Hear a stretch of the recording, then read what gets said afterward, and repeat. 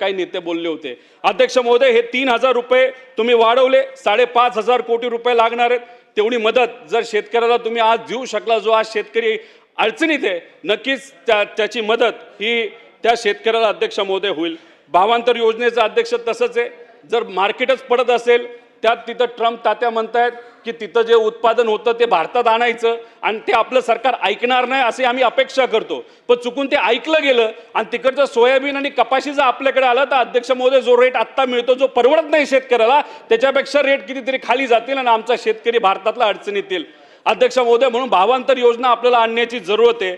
त्याच्यामध्ये सोयाबीन शेतकऱ्याला 4,000 कोटी लागतील, कापूस शेतकरीला 5,000 लागतील, कांदा शेतकऱ्याला 10,000 कोटी रुपये लागतील, टोटल 25,000 कोटी रुपये हे जर आपण प्रोव्हिजन करून ठेवलं, जेव्हा लागेल तेव्हा ते जर वापरलं तर शेतकऱ्याला एक आत्मविश्वास राहील की मार्केट खाली आलं तरी आमचं सरकार आम्हाला अध्यक्ष महोदय त्या ठिकाणी मदत करते। म्हणून हे 25,000 कोटीचं प्रोव्हिजन या बजेटमध्ये या सरकारच्या माध्यमातून अध्यक्ष महोदय त्या ठिकाणी व्हावं। पीक विम्याच्या बाबतीत अध्यक्ष महोदय अनेक वेळा विषय मांडले, 3 वेळा तर याच सेशनमध्ये मी मांडले, जे 4 ट्रिगर काढण्यात आले। अहो, माझ्या मतदारसंघामध्ये 10 कोटी गेल्या वेळेस विमा कंपनीकडून मिळाले होते आणि ते कुठल्या ट्रिगरच्या अंतर्गत मिळाले होते? लोकलाइज कॅलॅमिटी, म्हणजे त्या क्षेत्रामध्ये पाऊस झाला, त्यात नुकसान झालं, त्या शेतकऱ्याला अध्यक्ष महोदय तिथं मिळालं। पण आत्ताच्या विमा कंपनीच्या पॉलिसीमध्ये तो ट्रिगरच नाही अध्यक्ष महोदय। तर गेल्या वेळेस जेव्हा आपण बघितलं होतं 3700 कोटी रुपये देण्यात आले होते आणि त्यातला 78% पैसा हा या इतर ट्रिगरच्या बाबतीत दिला होता, म्हणजे जो ट्रिगर आज नाही।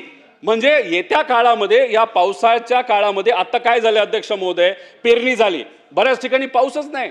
मग पाऊस नसेल तर तिथं नुकसान झालं तर या विमा कंपनी त्या शेतकऱ्याला मदत करणार नाहीत।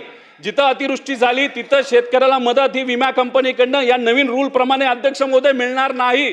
तर मग सरकारने त्या विमा कंपनीला टेबलवर आणा, चर्चा करा आणि जे 4 ट्रिगर वगळण्यात आलेले आहेत त्या कंपनीकडनं अध्यक्ष महोदय ते परत एकदा आणा। पण कदाचित काही लोकांचा असा अभ्यास आहे की आपल्या राज्याचे 2,000 कोटी वाचतील आणि केंद्र सरकारचे 3,000 कोटी वाचतील। 5,000 कोटी वाचवण्यासाठी या शेतकऱ्यांचं जर नुकसान आपण करणार असो तर अध्यक्ष महोदय हे योग्य ठरणार नाही, त्यामुळे त्या बाबतीत लक्ष द्या। त्याच्याचबरोबर अध्यक्ष महोदय, जीएसटी भरपाईच्या बाबतीत अनेक जे सत्तेत पक्ष त्यांच्या जाहीरनाम्यामध्ये असं बोललं होतं की जीएसटीच्या मार्फत जो काय पैसा शेतकऱ्याकडनं घेतला जातो 50% आम्ही सरकार म्हणून त्या ठिकाणी माफ करू। अध्यक्ष महोदय, 14,000 कोटी रुपये हे जीएसटीच्या माध्यमातून या शेतकऱ्याच्या खिशातून पैसे सरकार घेत असतं। आता तो पैसा हे फक्त राज्य सरकारचं बोलतोय, 14,000 कोटी रुपये जर या सरकारकडे येत असते आणि तुम्ही शब्द दिला होता 50% आम्ही माफ करू, नाही तर परतावा शेतकऱ्याकडे देऊ, मग तुम्हाला 7,500 कोटी पर्यंत ही किंमत ही आमच्या